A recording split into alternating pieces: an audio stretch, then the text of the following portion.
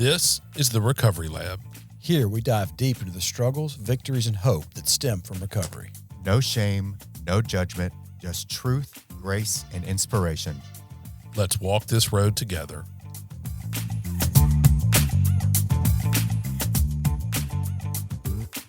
All right, welcome back to Recovery Lab. This is episode 102. We are live here. I'm David Sugg.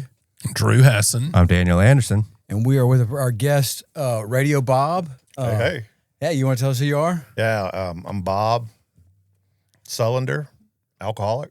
Nice. Glad to be here. We're glad to be have sober, you. my man. Glad to have you, man. Yeah, you got a heck of a story, and we're glad to get you on and hear a little bit more about it.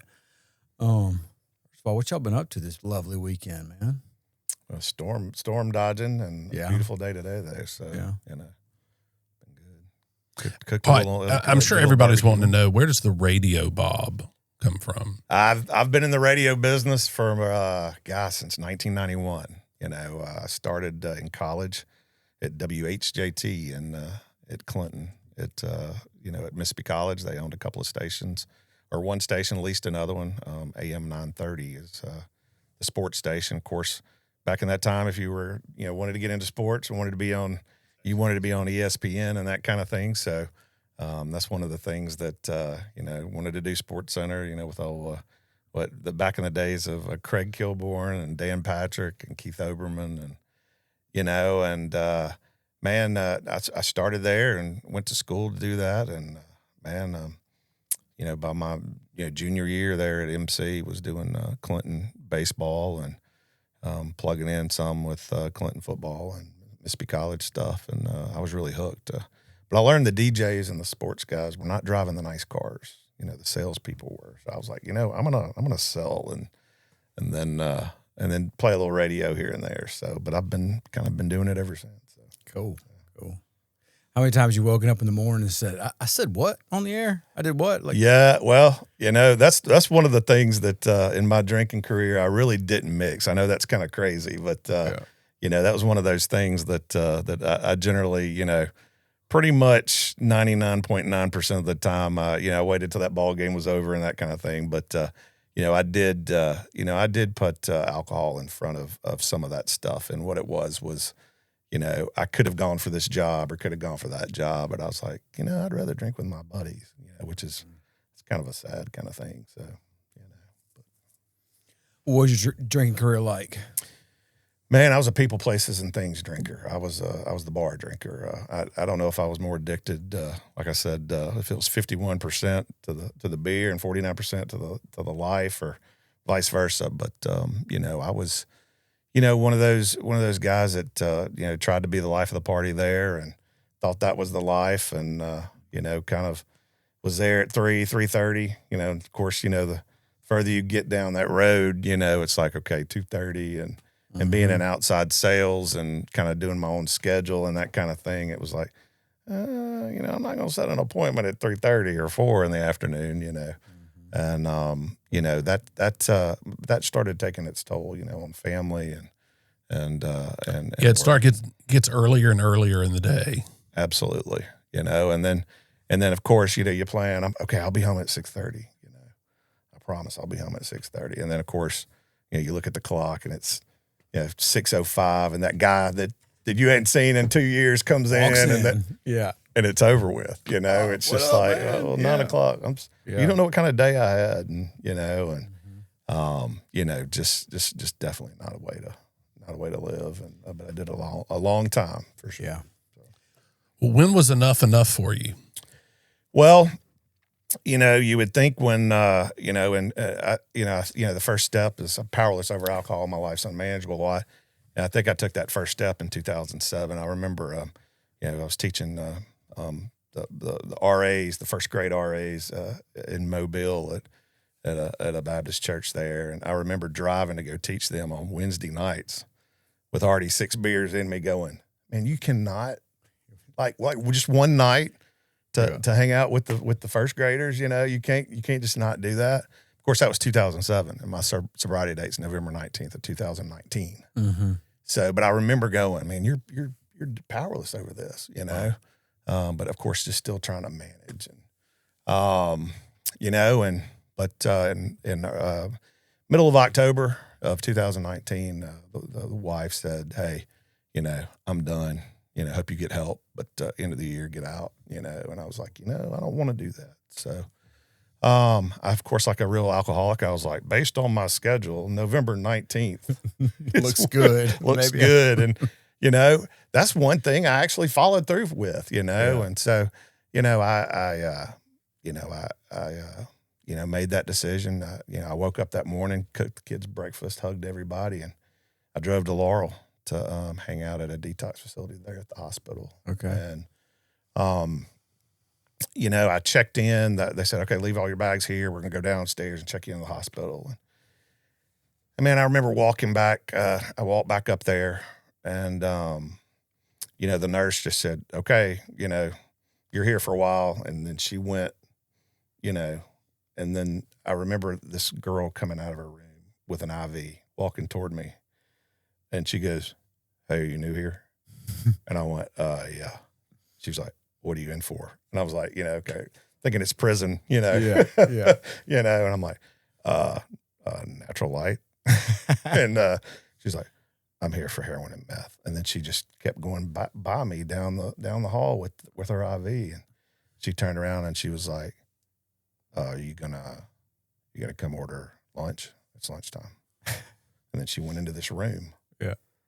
And I was like, well, if I'm going to eat, I'm here. If Yeah. I'm going to eat, I better, Yeah. and before I made that walk down the hall to go order lunch, I just remember going, how did I get here? Mm. Like, how did I get here? And she helped me order lunch by phone. They brought it up. There was like 5 rooms on this side of the hall, and then it was circular, and then 5 rooms on the other side, and men and women. And, you had a men's shower, women's shower. Each room had a head and a sink. And, it was 38 laps was a mile. Okay. Okay. Yeah. Yeah. Cause I did a lot of walking, Yeah. like around and around. And, Yeah. I went out for smoke breaks, even though I didn't smoke. They thought I was in charge there because I was the only one not Just stand there. flipping out. Yeah. Cause everybody else is on other stuff. Yeah. They're all flipping out. And I'm like, all right, come on. Yeah. They're telling us to go back in the hospital. Yeah. So, but man, that last night, I was there. I was going to leave the next day, and nobody knew I was going to leave back at home that last night. And, the nurse came in there and said, "Hey, man, the people from NA are here." I went, well, I'm leaving tomorrow, and I don't have a problem with drugs. Yeah. They're like, they drove 2 hours, and nobody here that has a problem with drugs are well enough to be able to sit through a meeting. They're all sick. Oh, wow. So I was like, okay. And the girl, of course, I hadn't seen anything beautiful like for the last 8 days that I was there or whatever. And she was cute, and she was just like, 90 meetings in 90 days, 90 meetings in 90 days, 90 meetings. And that's all I heard. It. Yeah. And so when I left that next day, I drove right up here to St. Matthews. Okay. Because it was at noon. Yeah. And that was on a Saturday. And I had a choice then. I could either go watch College Game Day with the guys. Right. Because Sitting around. I knew where they were. Yeah. Or I could make another choice. Yeah. And I remember fixing to walk up those stairs, and I saw a sign, and it said Boy Scouts upstairs. And there was a whole bunch of noise. And I'm like, well, I'd much rather be going to the Boy Scouts than this meeting, And, but as I got closer and closer, it was, I knew that, this is AA. These is AA people having fun, And so I plugged in, and a lady told a little bit of her story. And then the next day I went to another meeting, different place. Same lady was there. She told her story again. Went to another place the next day, and the lady told her story. And then some dude got like a 33-year chip. And I went, I found the solution. Yeah. This is it.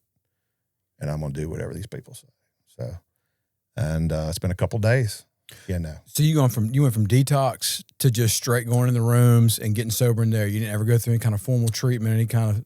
Well, I had signed up for an IOP. Okay.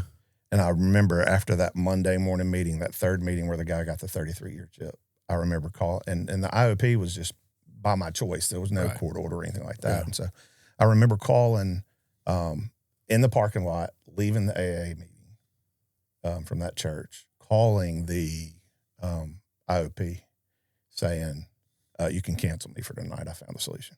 Okay.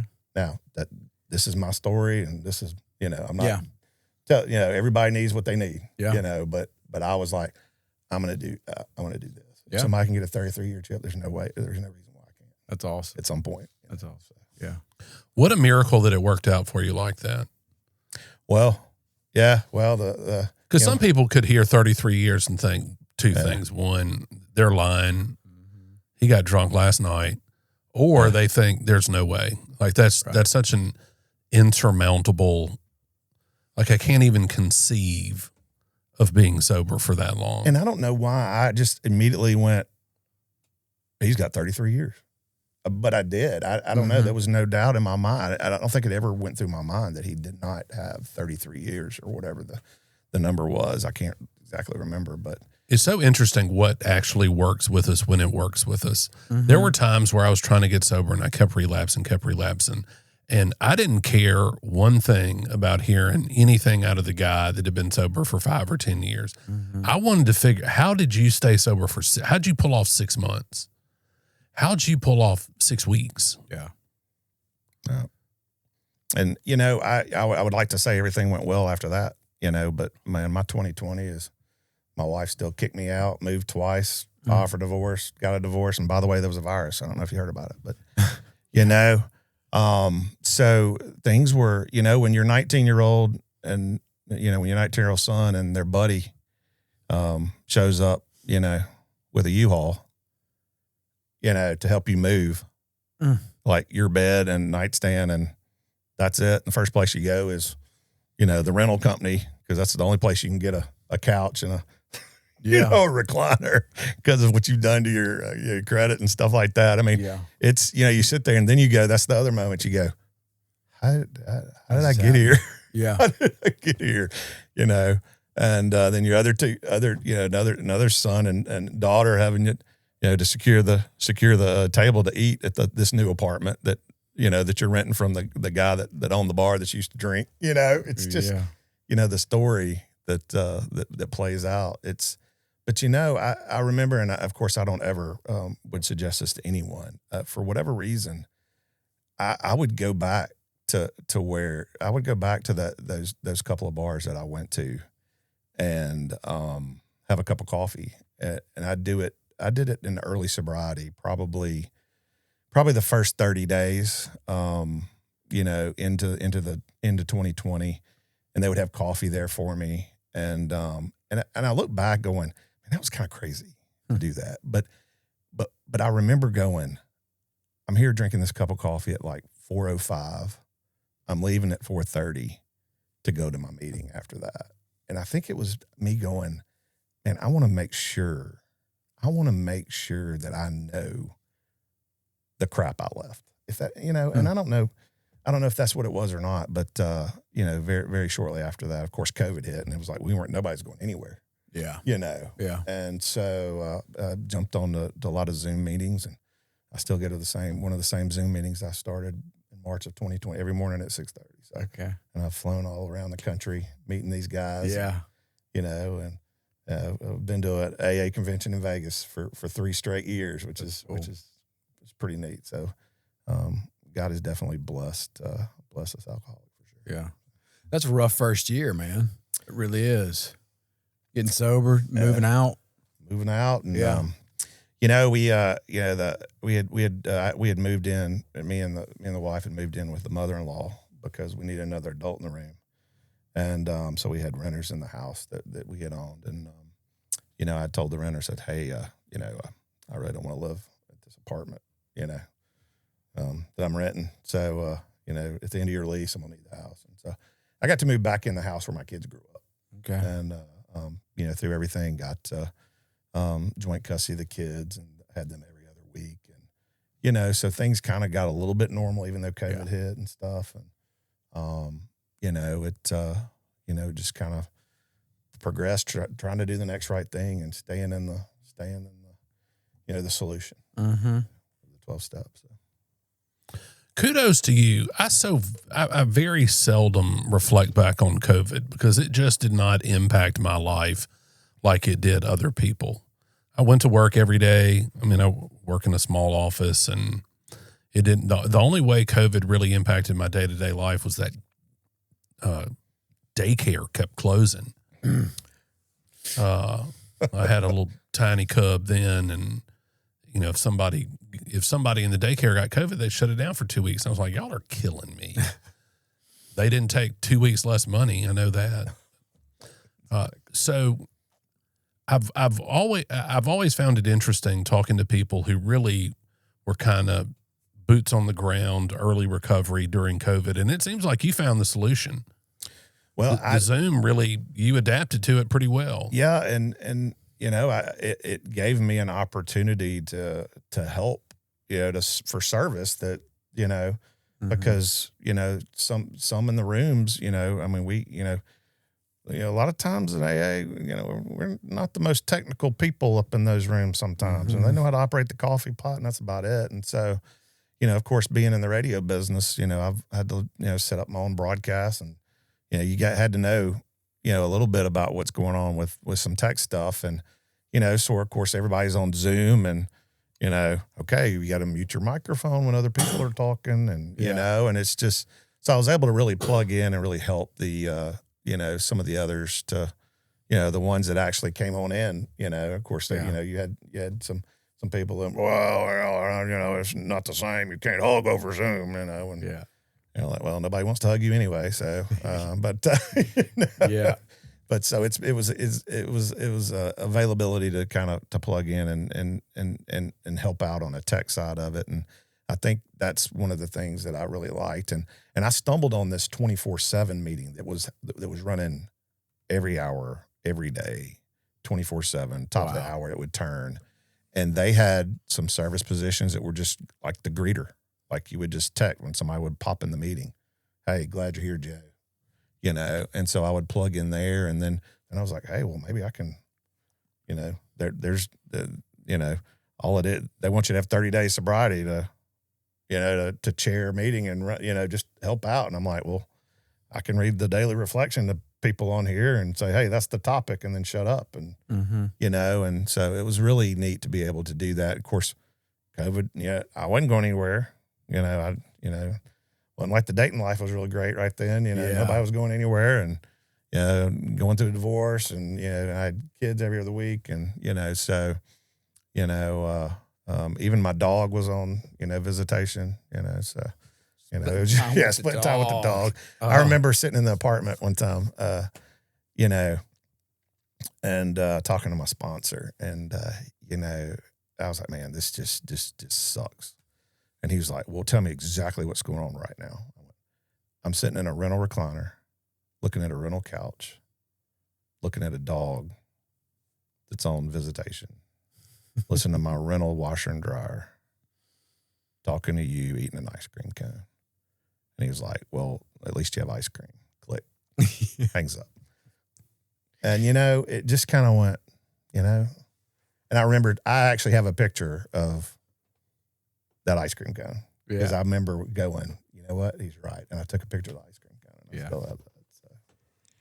Yeah, I was talking to a sponsee this past Monday who just, he's doing a year and a couple days for his third DUI. And he had just touched down into Rankin County, SMCI. You know, he's been in Madison County for 3 months waiting to get up the road to get in there, and he had just touched down, man. He's freaked out, dude. You know, he's freaked out. And I'm sitting there, I'm like, I got all this work to do. I'm not really happy. I got thunderstorms coming, but it's like, man, at least I'm not sitting there with him. Golly. It's always something to be grateful for. But thinking about COVID and the online meetings, one of the coolest things that I got to see was people getting sober. Like that was their first interaction with a 12-step meeting. That was insane to see people like, I needed to find a program like this, and the only place it exists right now is online. And they were getting sober and staying sober for like months and even years just on online meetings. I mean, just had never even thought that was even possible. Just a really, really cool thing to see. And I haven't been to a whole lot of online meetings since, but I know people who are going. I know people who are still doing it pretty heavily. But that's been a really cool thing to see, is that the message get carried, you know, and work. even online still. That's been really cool. Yeah, I have it's kind of a surreal, I thought I'd never have fun, once I stopped drinking and going to the bar. And, me and my wife, I decided that, things were time, after the divorce and everything like that. I needed to, kind of branch out and look around. So I decided to marry the next door neighbor. There you go. Like literally next door. Yeah. Her kid would play with my kids, back in the day. Yeah. And so Amanda, that lived next door to me, we got married, she moved in. Now we have renters next door. So Cool. But it's pretty surreal hailing a cab in New York City with your wife. Fairly, we're coming up on 3 years being married now. So we'd been married, 3 months. Yeah. And we hailed a cab in New York City to go to an apartment, and ring the doorbell and go up and knock on a door of a sponsee of mine that lives a block from the Apollo Theater. Oh, wow. That I met on an online meeting. Oh, wow. That's crazy. And we ate dessert with him and his partner, and she's like, of course, she was blown away that this guy from Mississippi's sitting here, and Jim and I, he's a great guy, and it's just kind of funny. He's like, man, will you be my sponsor? Yeah, he said, well, man, I'm an atheist, and I went, okay. I said, well, do you believe that I have a God? And he was like, well, yeah. I said, well, okay. Well, tomorrow morning, get on your knees and, say, Bob's God, keep me sober, keep me your will, let me help somebody else. And we'll figure it out. He said, well, I'd feel weird. I said, well, you've been praying to Jack for a long time, so, why don't we try this? And about 6 months in, he was like, I was praying to God this morning. I went, oh, well, we've had a breakthrough. Yeah. Yeah. And, he really keeps me level. He keeps me, Jim, really helps me to, but it's absolutely, if you want what we have and you do what we do, it don't matter how. If you do what we do, you're gonna get it. You can get sober. Yeah. And he's he lives in New York City, and I'm in Mississippi. That's awesome. So y'all just work. Were y'all getting on Zoom calls to work, do your step work? Or just That's phone what calls? we did. Yeah. I was really, Jim's a retired professor, so I was like, man, this is really going to be above my pay grade because that's all he does is books, and so I was like, and this is God. All right, God, how can we go here? What do we do here? And how do I do this with Jim? And I said, hey, Jim, I said, what about this? I said, why don't you get a highlighter and you read, Bill's story or the doctor's opinion first, and then highlight everything you think is important and you tell me about it. Mm-hmm. And then I'll see how that lines up with what I have highlighted, and then we'll do that. And it was almost like, okay, I had Jim teaching me again, the big book of Alcoholics Anonymous, and teaching me exactly, the steps and that kind of thing. And that's how we did it. And then we get to the part, and he was like, well, what, that's, Fearless Moral Inventory is where we are now, buddy. Mm-hmm. After we've already done the third step prayer. And the real fun one. Yeah. I said, so now I want you to, now instead of highlighting things, I need you to write down everything. Jim. Yeah, and he's like, and then tell you about it. I went, well, we're going to get through everything first, and then you're going to tell me about it. Yeah. Just like you've been doing. And so that's kind of how we went through everything. Yeah. But it's all God. Man, it's just not me. I'm not that sophisticated. That's awesome. And most of the questions, and still to this day, when I have a sponsor, he asks me a question, I'll answer, and then I'll hang up the phone and go, well, where did that come from? Where did, and it's just showing up and seeing what God does. So when we were getting ready for this podcast, we were talking about some of the things that you've been into. You're super involved in your church, and y'all are doing a type of a 12-step related program. You want to tell us a little bit about that? Yeah, it's called Regeneration. Okay. Regenerationrecovery.org is the website, so everybody can kind of check it out. And there's actually a little struggle finder there too that you can actually click on and answer questions about what you might struggle with, and it'll say, well, based on your answers, if you answer correct, if you answer truthfully, you struggle with this, and the neat part about it is, when I started this journey, I was talking to our pastor there, Dr. Greg Pouncey at First Baptist in Clinton. I was like, man, I just really wish, that there was a, Soccer Moms Anonymous. And he was like, what do you mean by that? And I went, well, I'm a mom. I'm powerless over my kids that are, playing soccer, and my life's unmanageable. I wish there was something for somebody that, maybe didn't have, a drinking problem or drug problem or whatever, that they could plug into the 12 steps, because there's a reason it works for 77 other programs, the 12 steps, and it's all about God and finding, that connection. And, me and a couple of ministers there, we just started talking, and, one of the ministers was like, what about Celebrate Recovery? And I was like, well, there's plenty of Celebrate Recovery. Yeah.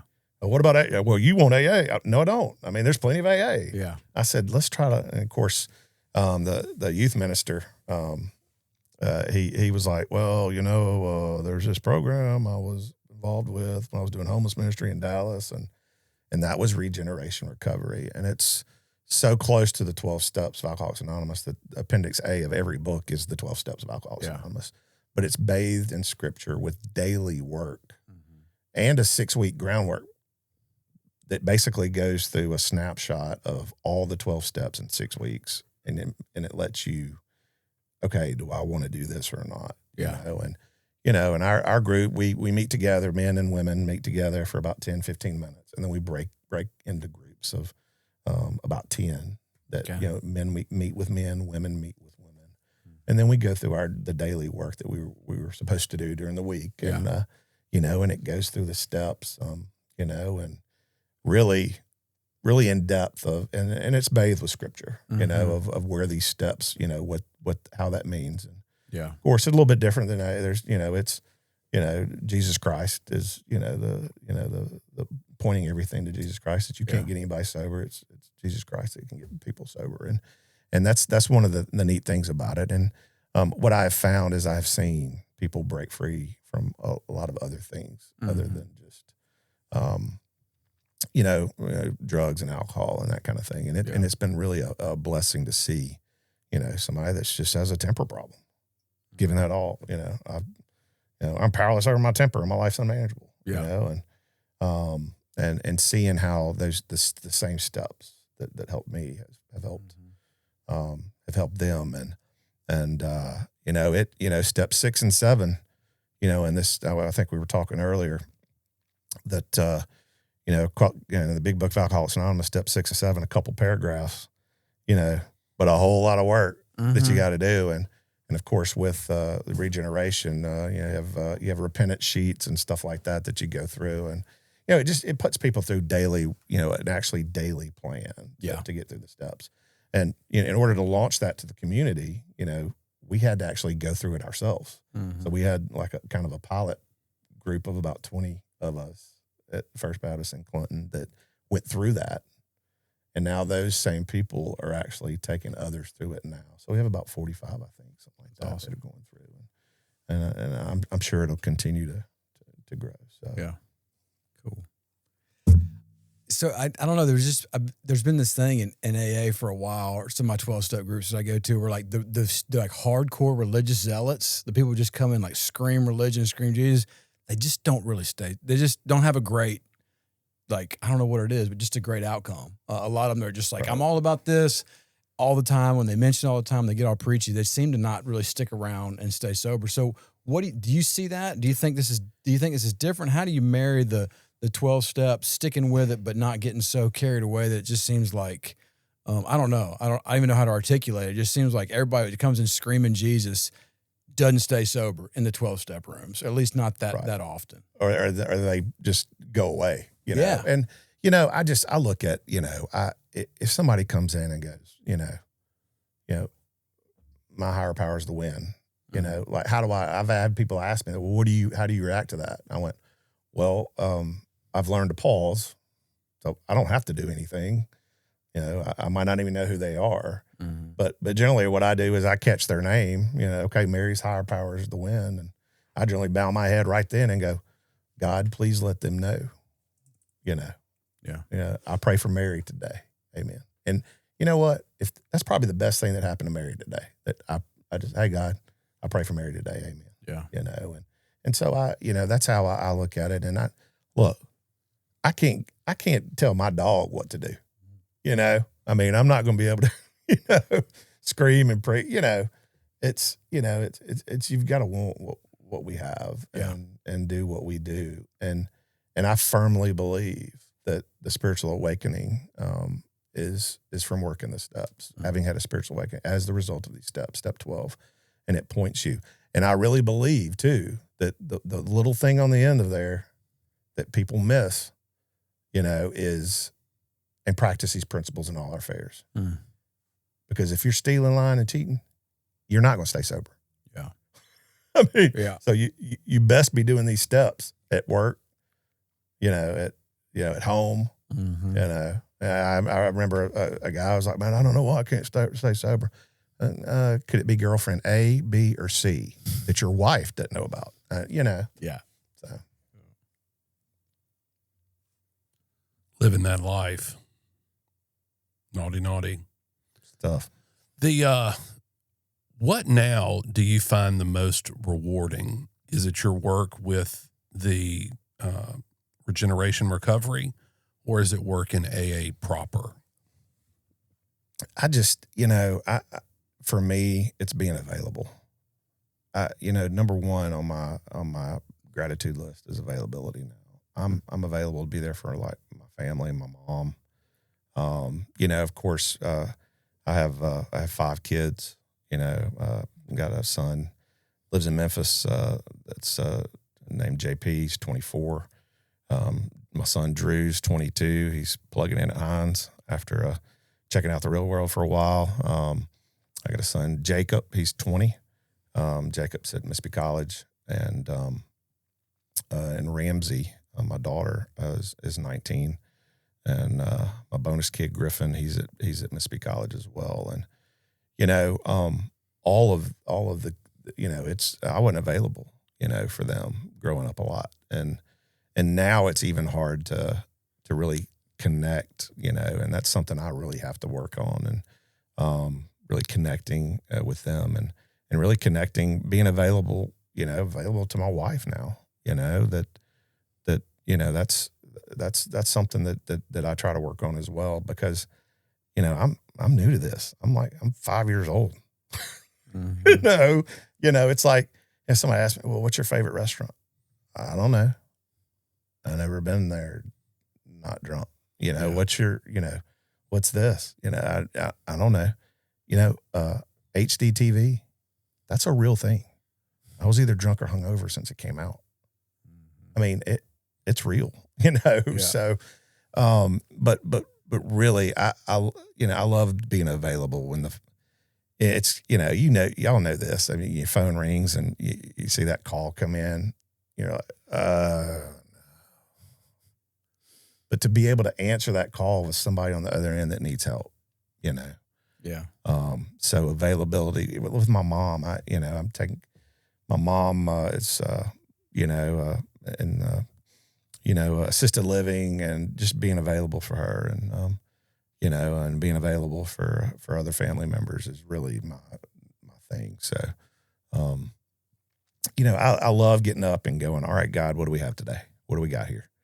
And I really try not to judge things as good or bad. It's really, okay, God, this is what we have. How can I be of utmost service of what we got right here? So, and whether it be at work or at home. So it's good. It's been good getting back into sports. You know, a friend that I was on the radio with for a long time, JT, from the JT show. He called me once COVID hit, and he said, "Man, I've had a bad diagnosis with cancer, and I know it's not exactly what you've been going through, but we can kind of go through this together." And he said, "Man, I really need you to help with doing this, helping me out with this football coming up with Madison Central, because I'm not going to be able to do the games. And can you just do the away games for me?" You know, And I was like, yeah, I can do it. And well, it ended up, I had to kind of plug in, and unfortunately, JT passed, and I've kind of kept doing that. So, doing those. So we do Madison Central on Friday nights and really play. I remember that first year, of course, this being a podcast and a little TV action going on here. I got called before the first game saying, hey, we got the coach show tomorrow. And I was like, okay, well, what equipment do I bring? They're like, oh, you don't do anything. We've got the TV camera and everything. I was like, I don't do TV. And they're like, oh yeah, we stream everything HD. We do a 20-minute coaches show. And I went, wow, this ain't good. Yeah. Oh, don't worry about it. We have the teleprompter there. You just look at the camera and read what's on the screen. I'm like, okay.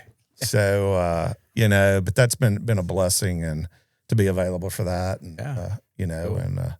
And be able to to give back that way too, and kind of get back behind the microphone doing sports and stuff like that. So it's been really neat with my mom.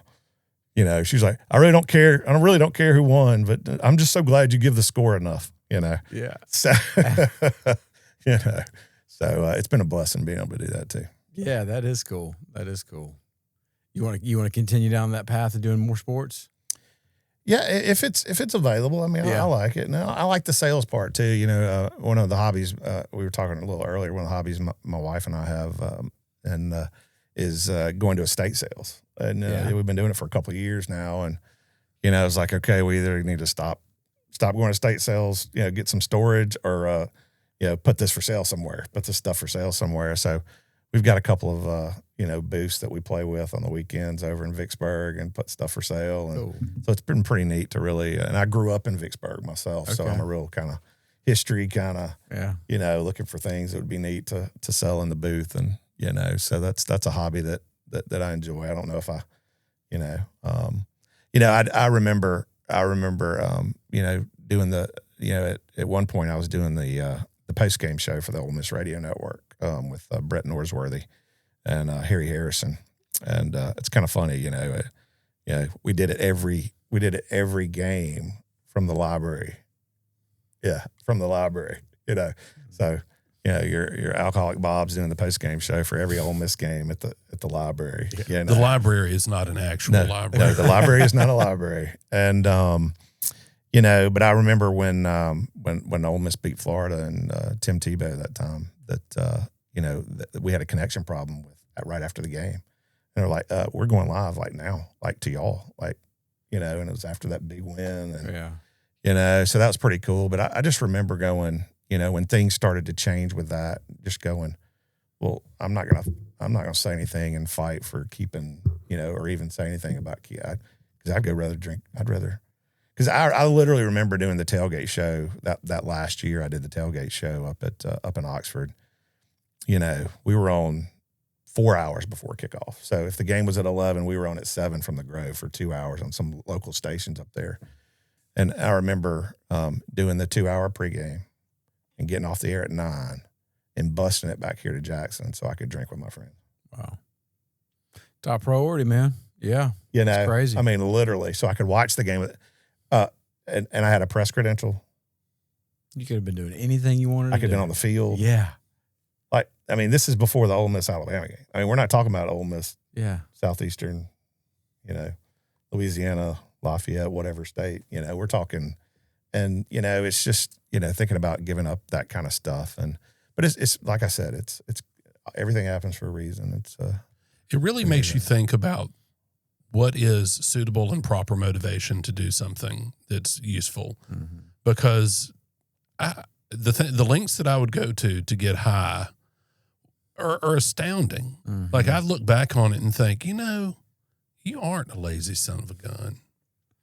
And think about that. Getting up at 7, doing a radio show for 2 hours, booking it back to Jackson so you could, toss back PBR with your homies. Yeah.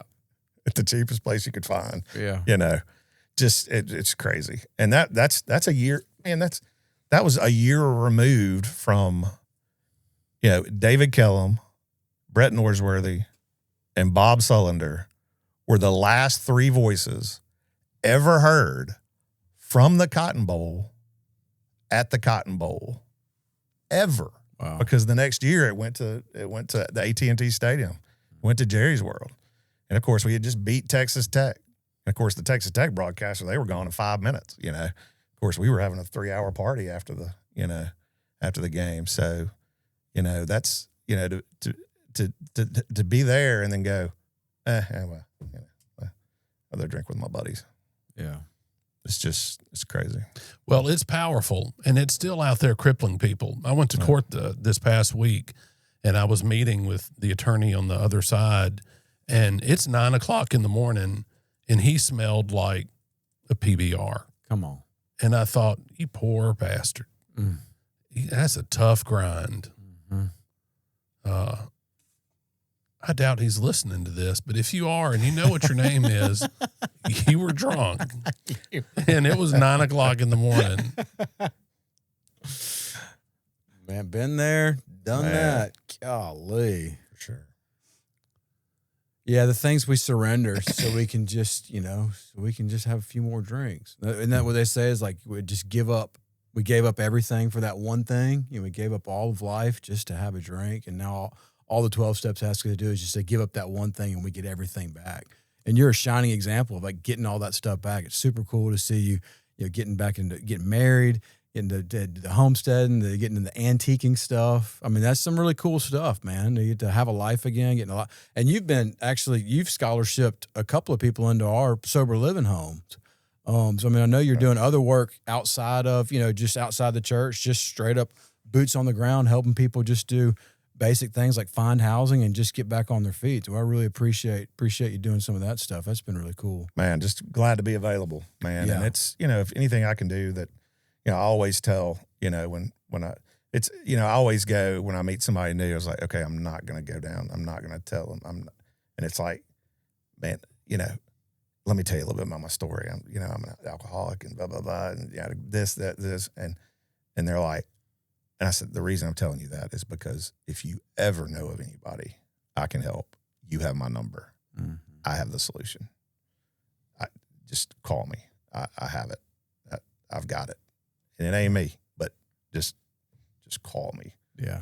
I remember like 2 weeks out of, they told me after I got out of detox, go see your doctor. Mm-hmm. So I went to see my doctor, 2 weeks after, and I told her, and I was like, I have the solution. I'm like 2 weeks, Yeah. I can help anybody that, and, it's, of course, a lot of times, like, okay, all right, whatever. But, 6 months. anyway, I yeah. Yeah, I usually don't refer people console. until a year, but you know how we get. We always, that early sobriety, we want to help, but it really is. It's almost. I'd go into a lot of conversations of people that I've never met before, and it's like I say in my mind, okay, I'm not going to say it. I'm not going to, and it always. Don't be weird. Don't be weird. Yeah, I know exactly, and it always comes out that because that's my greatest asset now is availability, and I can help and be able to reach out. So. That's cool. That is cool.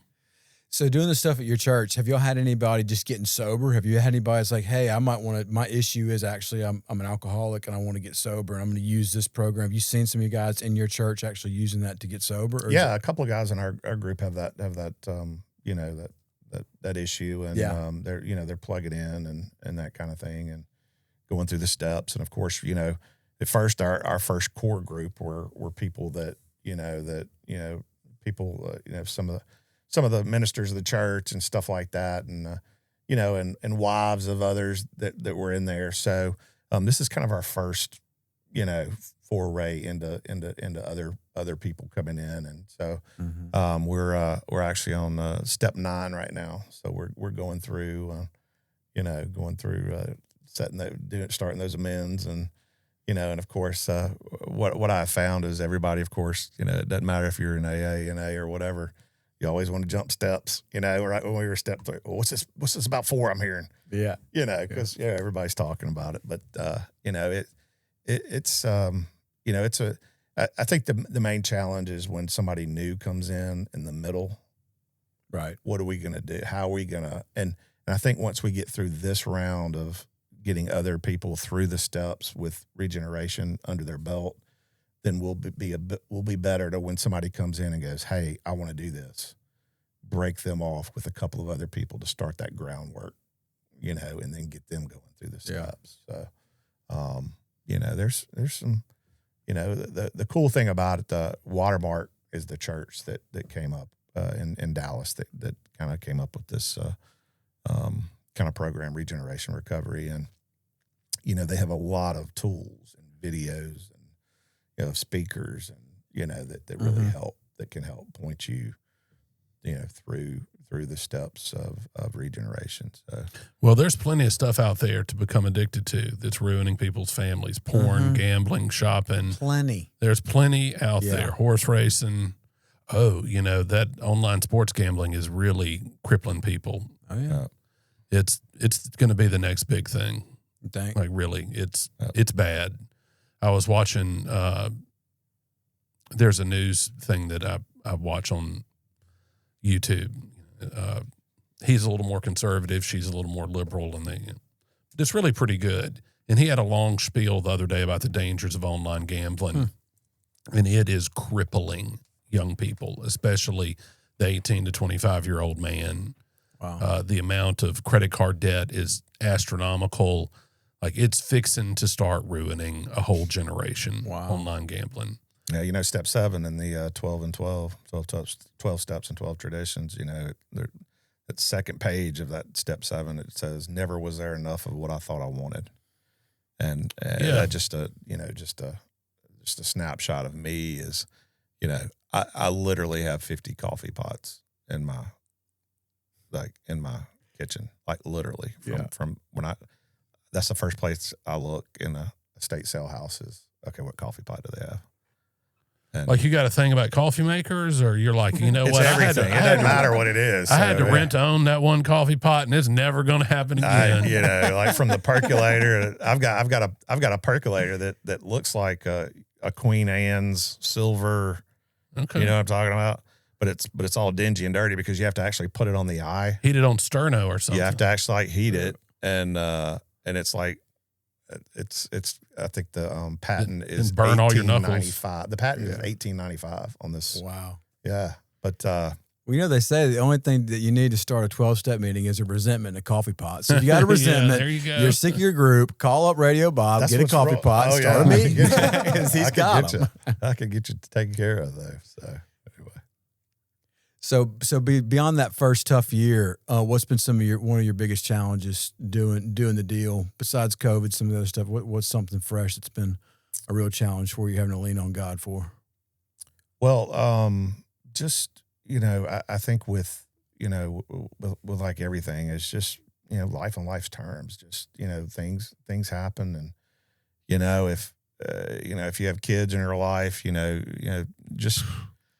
You never know what's going to happen, and and of course, they're at the age of my kids, they're 19 to 24, and that's when the real dumb choices get made. Yeah, and it's you just kind of never know what the next thing is going to be, but I still, like I said, I still stay close to the program and sponsor individuals and try to help, and I still raise my hand every time I'm in a meeting. Yeah, and I generally try to buy a big book for the person that when they raise their hand, if they're new, I try to I go, hey, my name's on there. I said, and why don't you do this? Why don't you just call? I need somebody to call me. Why don't you call me, check on me, and read the doctor's opinion, and then we can kind of go through it. But I need somebody to check on me, and my number's right there. And sometimes people call and check on me, and sometimes they don't. Most of the time they don't. Bob, you doing all right, man? I know. I don't ever get that, but at least they have somebody that that they can call on and that kind of thing. So. That's awesome. That's awesome. Yeah, I got to tell you, your positivity is infectious. I'm sitting over here thinking, I need to get out and do more. I'm not doing enough. Bob's got it going on. Yeah, I go to a lot of meetings, man. I go to a lot of meetings. I don't want to find out what that number is that's too little for meetings. And man, it really, And I'm telling you, I don't have relapse in my story, but the relapse stories I hear, every one of them. I still go to 2 to 3 meetings a day generally. I mean, by the time I hit the office, I've got 2 under my belt generally. Like when I hit the office about 8:30, I've got, at least 1.5, already under my belt. And the relapse stories I hear always start, every one of them. I stopped going to meetings. Yep. Every one of them, I stopped going to meetings. And I don't want to be that. I don't want to be that guy. I just, I can tell you you don't. Relapsing, it's not going to inure to your benefit. Yeah, no, it sucks real bad. It's not. I just, and so I just keep plugging away, and of course, every now and then I'll get, from the house, from somebody, you going to a meeting today? And you know what that means. It's, Kind of grumpy. I need to get back in the, things aren't, I need to get back, get my alignment back together, so to speak. Yeah. So. Well, that's cool, man. That's cool. I'm glad you got to share a little bit about the regeneration. That was super. It honestly sounded a lot to me like the Oxford group. The Oxford group is where Alcoholics Anonymous stemmed from, and it was just a very, very broad. They dealt with everything. They dealt with all kind of issues. And I think it was Sam Shoemaker, that Episcopal preacher. He's the guy who was kind of getting this stuff going, and Bill took it and really codified it into the 12 steps for Alcoholics Anonymous. But before, it was just a very general spiritual program for any kind of spiritual ailment. And it sounds like this is really kind of the same, getting back to some of those roots, just any kind of spiritual issue you might have or thing you might have. Here's a spiritual solution. So it's cool to see. And I also really like how y'all have kind of operationalized it and really kind of put it into workbooks and classes. Because one of the times I see like people just kind of stumble into AA meetings, and they, maybe if it's a good meeting and they meet some good sponsor guys, maybe it works out for them, but sometimes it doesn't. And so I'm really glad to see somebody that's taking something and really, getting a program together and saying, hey, just come experience it with us, do this with us, see what happens, and get to kind of make it open to people and give them something to do rather than just keep coming back and see if it sticks, because that can be a real kind of crapshoot of a thing sometimes. So it's cool to see y'all doing something like that. Yeah. And the books are set up, of course you got the groundwork book, with regeneration. It's basically a 6-week, daily, you got daily work for 6 weeks. And then after that, you've got steps 1 through 3 in the same book. And it's daily work, like week 1, day 4. Yeah. And of course, we meet every Sunday night. So that day 7 is we recap with everybody. Yeah. And there's some questions that we ask during the group and people can share. And, we do little cards. The first thing we do is we do a little card with prayer requests. We put our name, our phone number, so cool. and a couple of prayer requests, and we throw it in the middle of the room. And then at the end of the meeting, we grab the prayer request and we check in with that person during the week. And, book, steps 4 through 6 are in the same book. Steps 4 and 5 are in the same book, and you got a workbook. And then steps 6 through 9, and then steps 10 through 12. Yeah. I hope I didn't mess up. Maybe I messed up one of the. I have the right number of books. Yeah. No, that's just super cool to see, like, getting in there and doing it. Because, it's not about what we know or what we talk about. It's about what we do, and like have a framework and have a place to actually get together and to do together. Because it doesn't matter if I believe it or not. If I do this stuff, I will get a result. I will get some kind of result. So it's really cool that y'all actually doing the stuff rather than just kind of talking about it and then hope you do it on your off time. That's awesome. Right. It's really cool. So it gives accountability. We kind of check in with each other too, and that kind of thing. Accountability is the biggest thing, isn't it? Well, look, seeing the clock up there, we're ticking away and almost towards the end. But I get to ask my 2 favorite questions. What do you do poorly in your recovery? I would say my nightly inventory. Because I am not a night person. I did my inventory well, because when I close my eyes, I am out.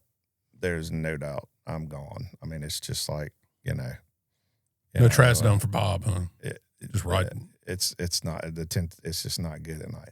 However, I've kind of incorporated that, on awakening. You know, it's kind of when I look and, you know, and I was like, you know, I heard somebody go, hey, it's your own program. You know, why don't you make it your program? You know, and so on awakening, I kind of revisit, okay, what did I do yesterday? How did I, you know, what do I need to take care of and that kind of thing?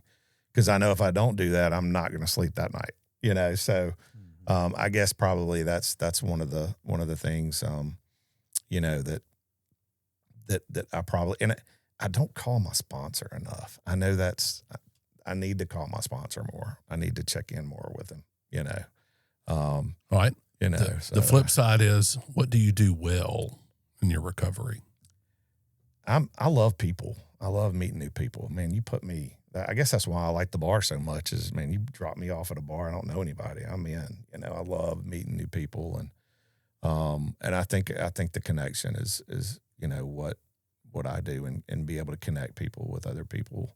I think that's one thing probably the best thing that I do is I'm kind of personable. I get it. You are personable. Yeah. Mm-hmm. I can see that. Yeah. Well, look, man, I really do appreciate your taking the time out of your Sunday to come and do this. Yeah. It's a blessing, man, for sure. Well, it's a blessing for us. You know, really, it's I don't know anybody. Probably don't know anybody listening. So, you know, if you need somebody to help. Oh, you do? Look, we don't ever get people commenting like that. You got 4 comments. Hey. That's 4 more than most people get. Oh, Travis. What's up, Travis? Look at that. Good to see you and Jody Penton. All those people. Magnolia Wellness and Recovery. Give a shout out to those guys and all the good work they do. Thank you, Jody. All right. Well, man, I could have been looking at. I could have like had my ego bumped. And absolutely could have. Yeah. You'll have to come back. Make it 5. Sure. Look at that. 5. Whoa, Corey Look, I'm not Griffin. Lying. Really, that's Corey. You've got quite a following. Yeah. Oh, man. All right. Well, I guess that's about it.